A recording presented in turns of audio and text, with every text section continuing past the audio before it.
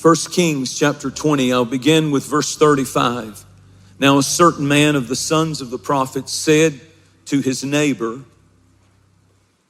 by the word of the Lord, in other words, God told him, say, strike me, please. And the man refused to strike him. And he said to him, because you have not obeyed the voice of the Lord, surely as soon as you depart from me, a lion shall kill you. And as soon as he left him, which I would have never left him, he's my neighbor, I might as well move in here. This is a wild story. And as soon as he left him, a lion found him and killed him. Look at verse 37. And he found another man, the prophet, and said, strike me, please. So the man struck him. And notice the wording. The man struck him and inflicted a wound. Then the prophet departed and waited for the king by the road and disguised himself with a bandage over his eyes.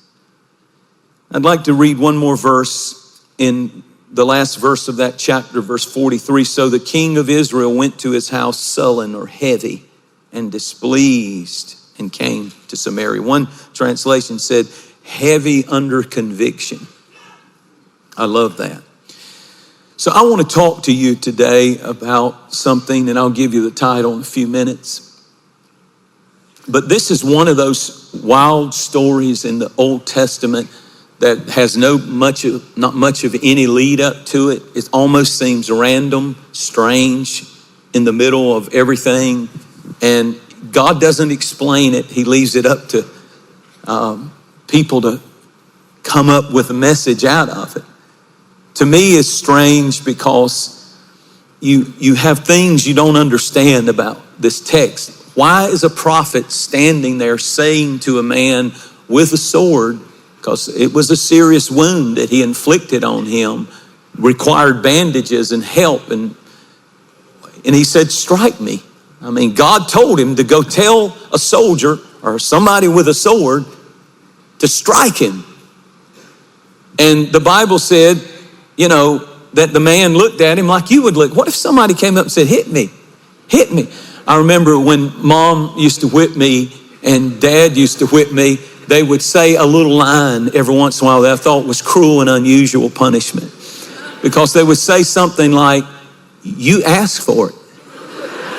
Do y'all remember those words? And I would always come back quick. I'm asking you to forgive me. I'm asking you to not do this. And they said, no, when you didn't do what I told you to do, you asked for this. So now you're going to get it. And it's almost like this. Well, it's not an almost. This prophet is standing there saying, strike me, hit me. Thus saith the Lord, hit me with your sword, hit me hard, cut me. And the first guy doesn't do it. I mean, it's just random. This whole story is in two or three verses. And then when he didn't do it, the guy turns around and says, then I just release a lion to kill you for not obeying what the Lord told you to do. And a lion came and killed him. And then while he's out there chewing on the guy, he goes to another man and he says, strike me. And I like this guy. He's like, where at? I don't care. I'm about to cut you bad. You have no idea. Because I believe he was thinking, I know what happened to the last guy who was told to do this. So you're about to get hit. And it's really amazing. Teaches you a couple of things. When you see things in the Bible and in life, there are always lessons to be learned in things you don't understand. In life, you're going to have things that hit that you will not understand. And in the Bible, there are things that seem random that you don't understand. The first thing that I want you to understand about the story is that the prophet found another man real quick. If you don't have an appetite for your call and your place and what God has told you to do, if you don't love what God has given you and you don't love the family or the husband or the wife or the life that God has given you, if you don't take advantage of the opportunities and the open doors and the times when God says, I want you to do something for me. If you decide not to do it, please learn from this story. God always has somebody else he can raise up. He may have to get them off of drugs. He may have to pull them out from living under a bridge. But just when you think you're all that, and just when you think that you're so big and powerful and smart and talented, God says, if you don't learn to obey me, don't ever forget I've got another man always, or another woman always waiting in the wings, and I'm going to get my job done. I'd like to use you, but I don't have to use you. I can use somebody else. And it's all dependent upon, will you obey me? Even when you don't understand my instructions.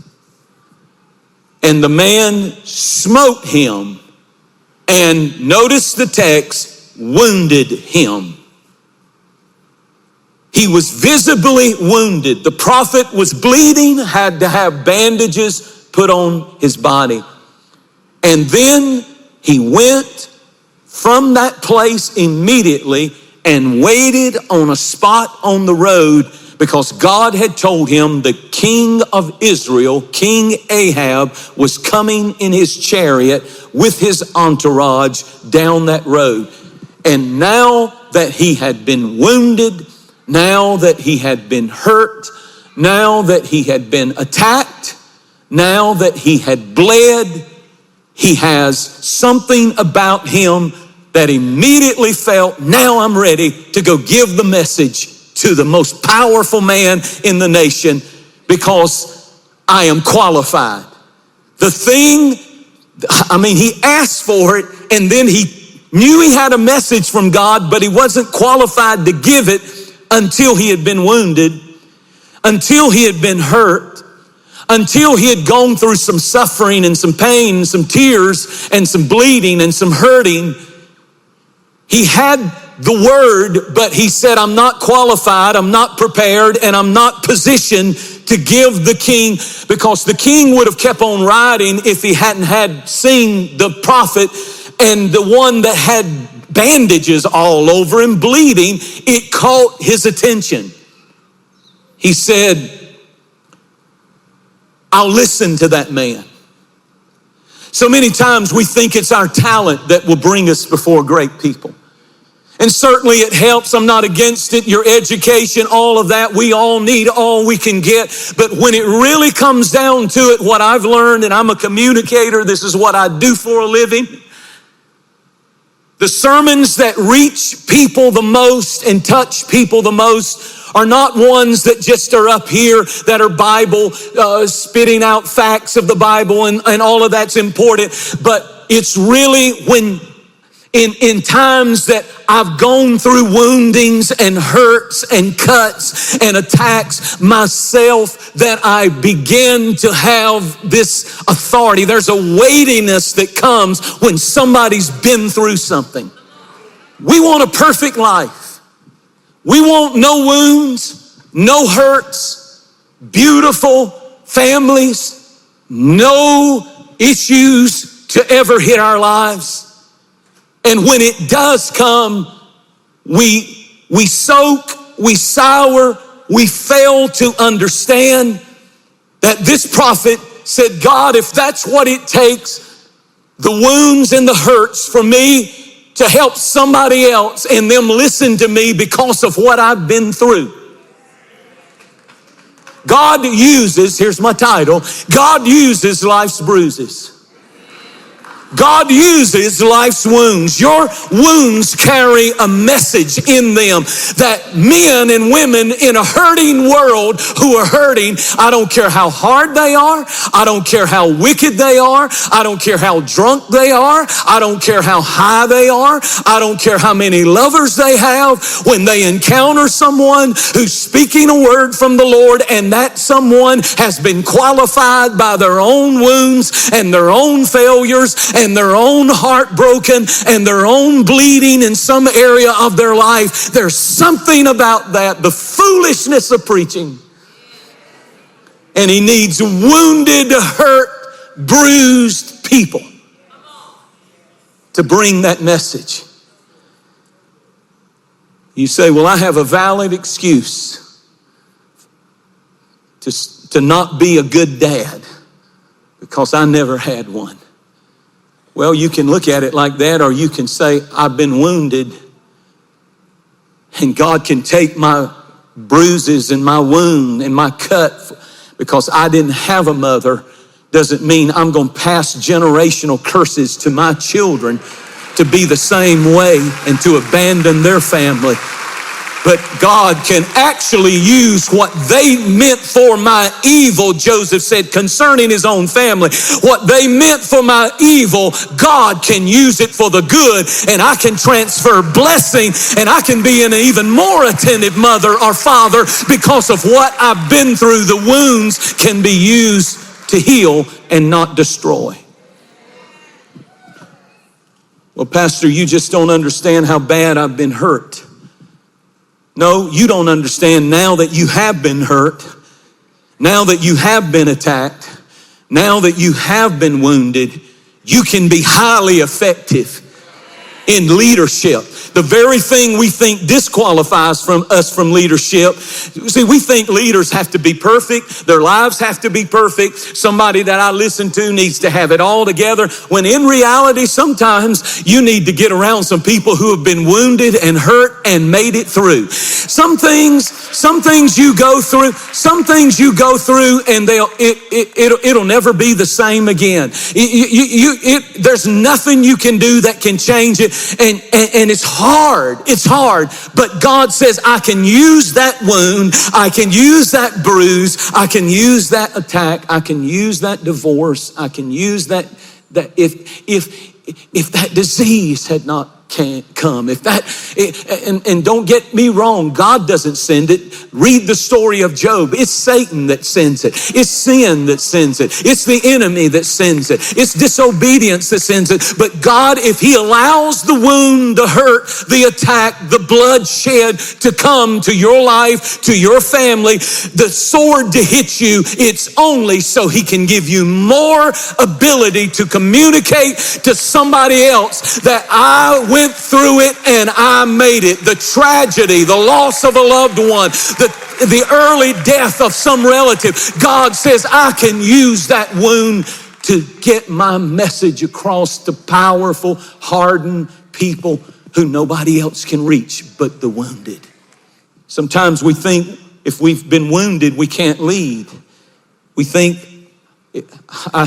sometimes we look at God's command and say, I really can't worship today with joy because I've had such a hellish week. I really can't lead. I really can't help others because I've been wounded and I've been hurt. I can't even lead myself. I'm so messed up. I can't even get myself out of this depression. How in the world can God use me? Because that's how he does. We've all been shot. Throw away your excuses. You say, I'm the only one that's shot. No, you're not. You're not the only one hurt. You're not the only one wounded.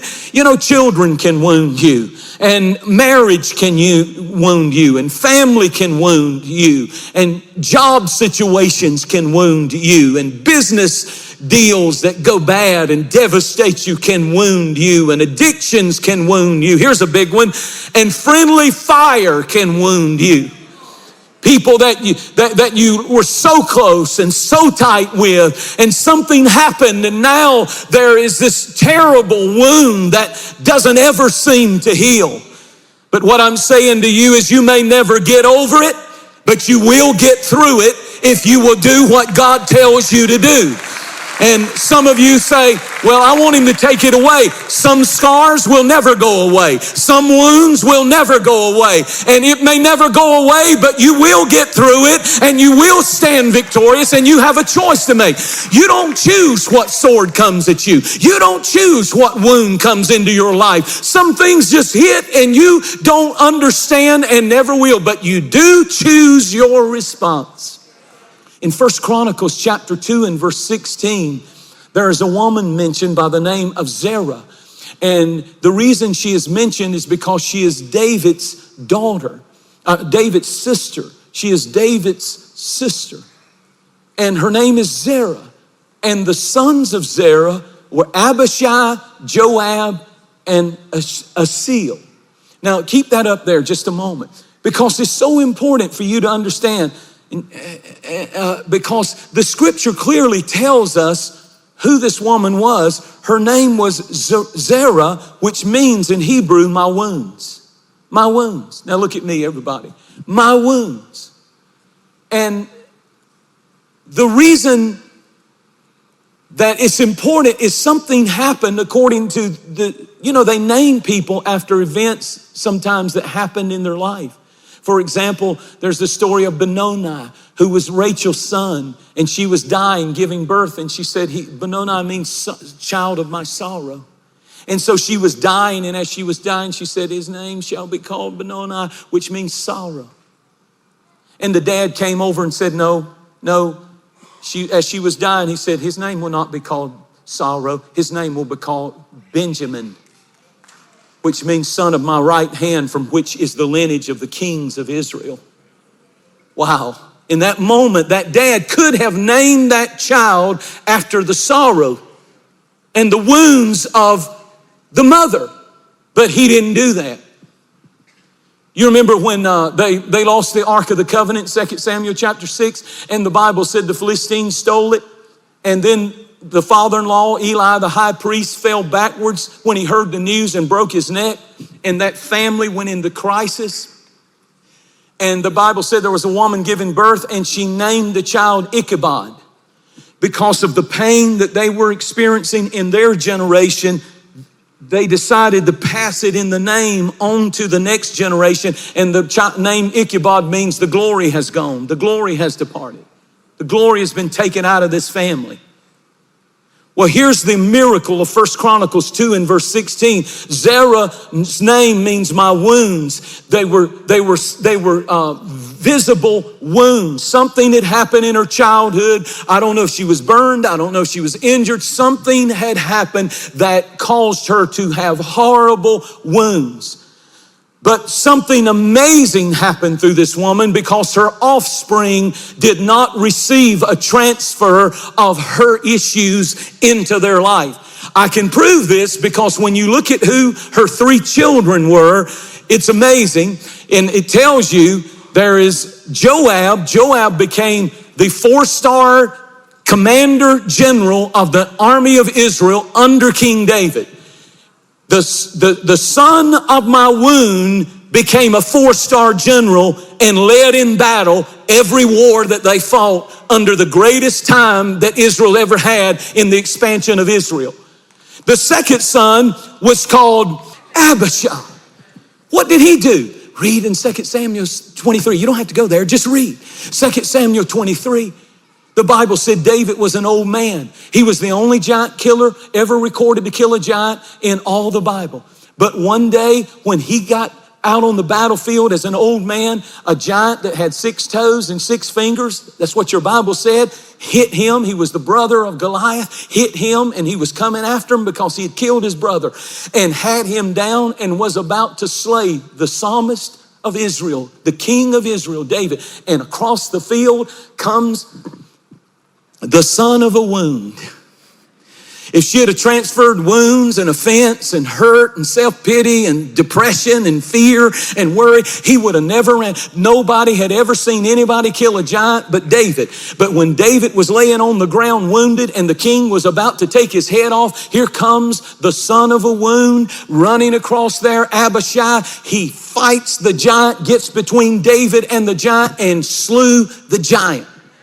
And then there's this third fella, and his name is Ashiel. And you know what his name means? And you know what it says of him in the scripture? It said that he was the fastest runner in all of Israel. He could run faster than anybody. He was the fastest in his field. So here's a woman that has wounds. Her name means my wounds. She's carried them all her life, but instead of letting her wound produce bitterness and pain and depression and addiction and curses and bondage and low self-esteem and no belief in themselves or confidence in themselves, she raised 3 champions in one household with her wounds. One became a 4-star general, one became a giant slayer, and another one became the fastest in his field.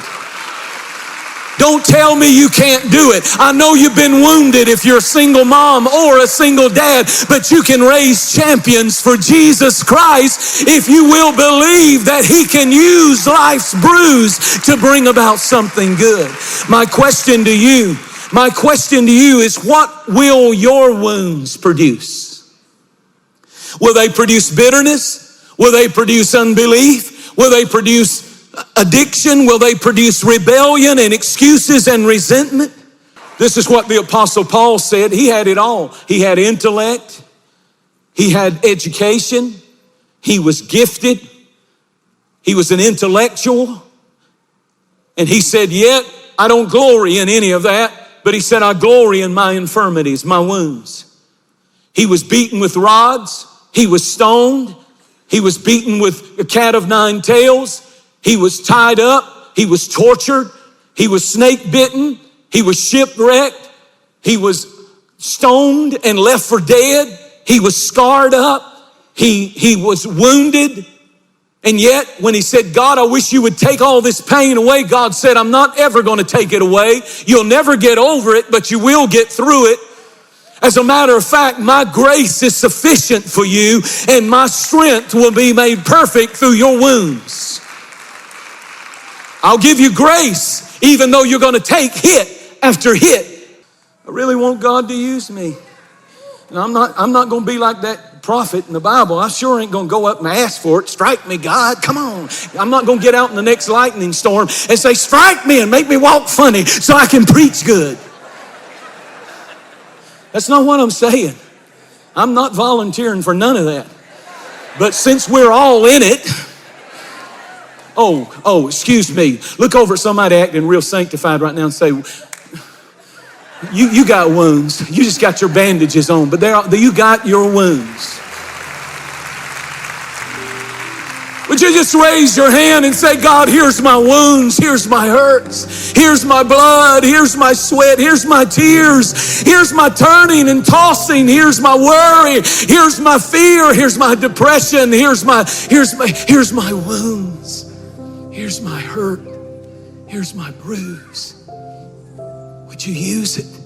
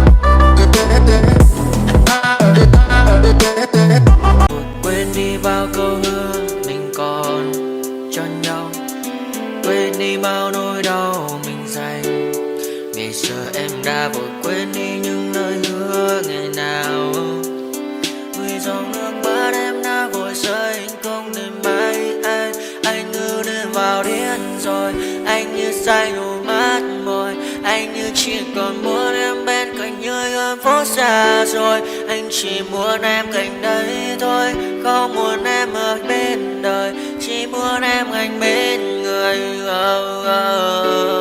Người đã gỡ bước đi xa trong cơn mưa chiều vội vã, người đã bước quên anh khi cơn mưa qua gần vội vã. Em đã quên rồi mà anh sống đây không nói về, chẳng còn lại gì những người bao nước mắt rơi. Em khiến con tim như trôi vai trong chiều thu đầy nắng, em khiến con tim như tan mưa trong chiều thu mát màng. Vì còn nhiều lắm những ngỡ màng, nhiều lắm những nỗi vội vàng, nhiều lắm những cơn mưa em mưa ta bây giờ vẫn vang không mẹ không mai đứng sang nhờ. Mai em còn đợi đôi mai anh còn người ta xưa ta chúng còn giữ nhau chẳng để